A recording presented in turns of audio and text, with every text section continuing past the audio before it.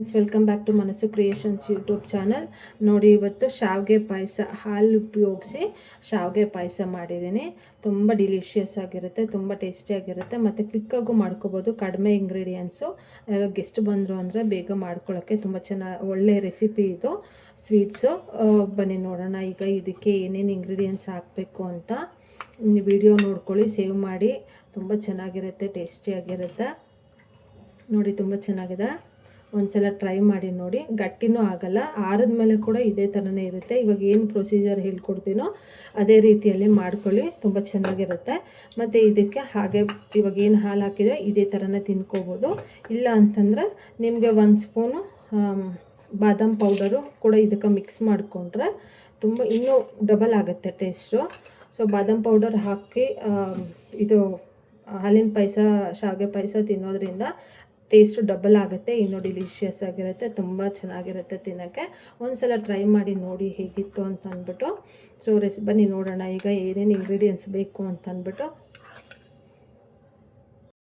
ನೋಡಿ, ಇಲ್ಲಿ ಮೊದಲಿಗೆ ಶಾವಿಗೆ ಇಟ್ಕೊಂಡಿದ್ದೀನಿ ನಾನು. ಇದು MTR ಶಾವಿಗೆ. ಸೊ ಇದನ್ನು ಸ್ವಲ್ಪ ಕಲರ್ ಚೇಂಜ್ ಆಗೋವರೆಗೂ ರೋಸ್ಟ್ ಮಾಡ್ಕೊಳ್ಳೋಣ. ಬನ್ನಿ ನೋಡಿ, ತುಪ್ಪ ಹಾಕ್ಕೊಳ್ಳೋಣ ಸ್ವಲ್ಪ ಇದಕ್ಕೆ. ತುಪ್ಪ ಹಾಕ್ಕೊಬಿಟ್ಟು ಗೋಡಂಬಿ ಮತ್ತು ದ್ರಾಕ್ಷಿನ ಫಸ್ಟು ಹುರಿದು ಇಟ್ಕೊಳ್ಳೋಣ.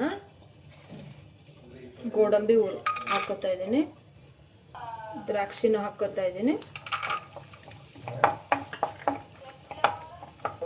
ನೋಡಿ, ಇದಾಗಿದೆ. ಈಗ ತೆಗೆದಿಟ್ಕೊಳ್ಳೋಣ. ಈಗ ನೋಡಿ, ಈಗ ಅದೇ ಬಾಣಲೆಗೆ ಶಾವಿಗೆ ಹಾಕ್ಕೊಂಡು ಸ್ವಲ್ಪ ಕಲರ್ ಚೇಂಜ್ ಆಗೋವರೆಗೂ ಫ್ರೈ ಮಾಡ್ಕೊಳ್ಳಿ.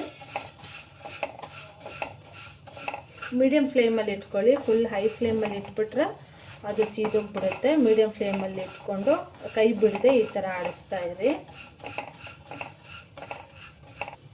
ಸೊ ನೋಡಿ, ಈಗ ಕಲರ್ ಚೇಂಜ್ ಆಗಿದೆ ಅಲ್ವಾ. ಈಗ ಬಿಸಿನೀರು ಹಾಕ್ಕೊಳ್ಳೋಣ ಇದಕ್ಕೆ. ನೋಡಿ, ತುಂಬ ಜನ ಈ ಟೈಮಲ್ಲಿ ಹಾಲು ಹಾಕ್ಕೊಬಿಡ್ತಾರೆ. ಸೊ ಹಾಲು ಹಾಕಿದ್ರೆ ಗಟ್ಟಿ ಬಂದುಬಿಡುತ್ತೆ ಪಾಯಸ, ಚೆನ್ನಾಗಿ ಅನಿಸಲ್ಲ ತಿನ್ನೋಕ್ಕೆ.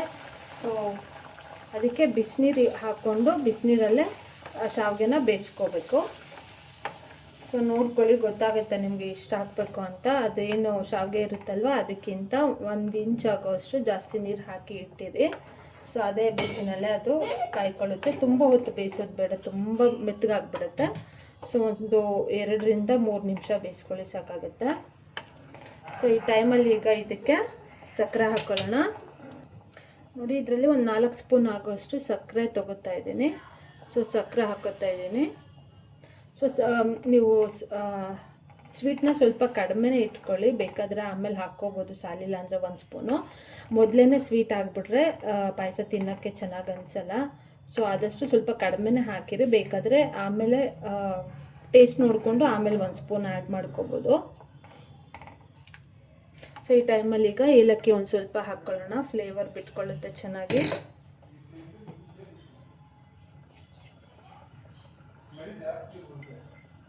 ಏಲಕ್ಕಿ ಸ್ವಲ್ಪ ಹಾಕೋತಾ ಇದ್ದೀನಿ.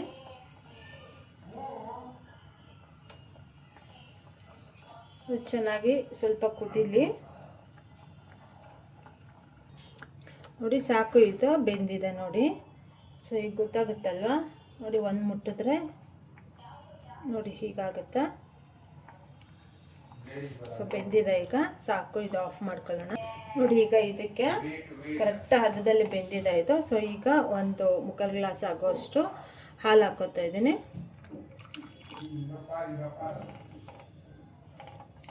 ಸೊ ಇದು ನೋಡಿ, ಈ ಥರ ಪ್ರೊಸೀಜರಲ್ಲಿ ಮಾಡಿಕೊಂಡ್ರೆ ಇದು ಆರಿದ ಮೇಲೇನು ಗಟ್ಟಿ ಆಗಲ್ಲ. ಮತ್ತು ಈಗ ಇದು ಗೋಡಂಬಿನ ದ್ರಾಕ್ಷಿ ಏನಿತ್ತು ಅದನ್ನು ಹಾಕ್ಕೊಳ್ಳೋಣ. ಸೊ 1 ನಿಮಿಷ ಹಾಗೇ ಸಿಮ್ಮಲ್ಲಿ ಇಟ್ಕೊಂಡು ಬೇಯಿಸ್ಕೊಳ್ಳಿ, ಸಾಕಾಗತ್ತೆ.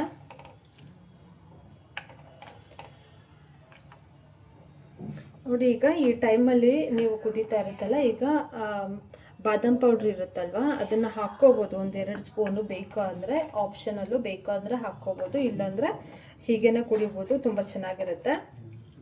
ಯಾರಾದರೂ ಗೆಸ್ಟ್ ಬಂದಾಗ, ಫ್ರೆಂಡ್ಸ್ ಬಂದಾಗ ಒಂದು ಸ್ವೀಟ್ಸ್ ಏನಾದರೂ ಮಾಡಬೇಕು ಅಂತ ಆ ಥರ ಇರುತ್ತಲ್ವ ಐಡಿಯಾ. ಸೊ ಇದನ್ನು ಮಾಡ್ಕೋಬೋದು, ಕ್ವಿಕ್ಕಾಗಿ ಆಗುತ್ತೆ, ಈಸಿ ಮತ್ತು ಕಡಿಮೆ ಇಂಗ್ರೀಡಿಯೆಂಟ್ಸು. ಟೈಮ್ ಕೂಡ ತುಂಬ ಹಿಡಿಯಲ್ಲ, ಬೇಗ ಆಗಿಬಿಡುತ್ತೆ. ಸೊ ಈ ಥರ ಮಾಡ್ಕೊಳ್ಳಿ.